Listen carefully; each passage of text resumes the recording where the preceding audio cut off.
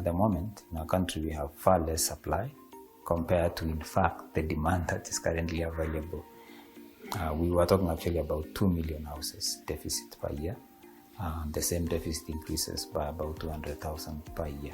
With that kind of arrangement, KMRC was formed to support that framework by providing long-term financing to banks. The reason why that is essential is because while banks have liquidity, the kind of liquidity they have is short-term.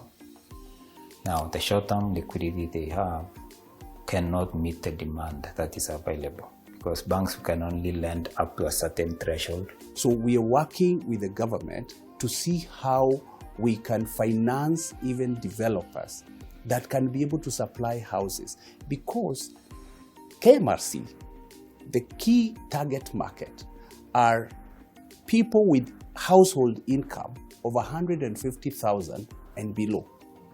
And the houses that are being bought are houses of 5 million and below.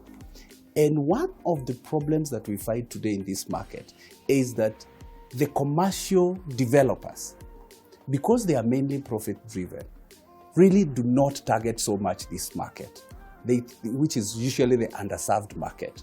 They target the higher middle income, where houses are 10 million, 15 million, and it is out of reach for this group of people that we are targeting.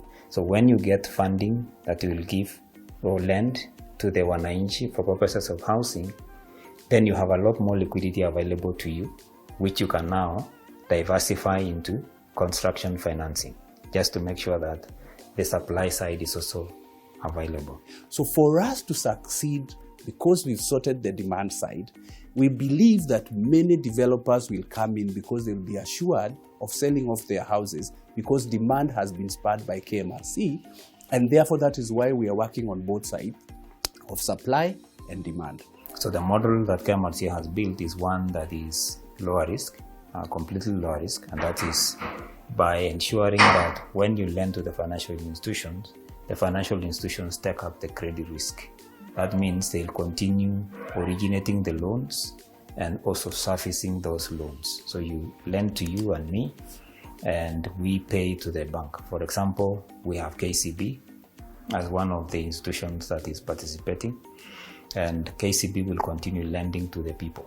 For a first-time home buyer, they will walk to any of these financial institutions, KCB included, of course, and the SACCOs, and they will request for a mortgage because they've identified a house that they would want to buy.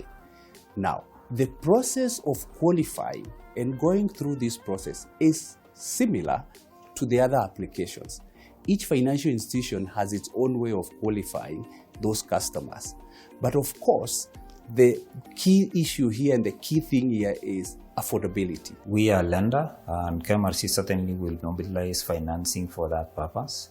Already, KMRC has, mobilized debt financing from,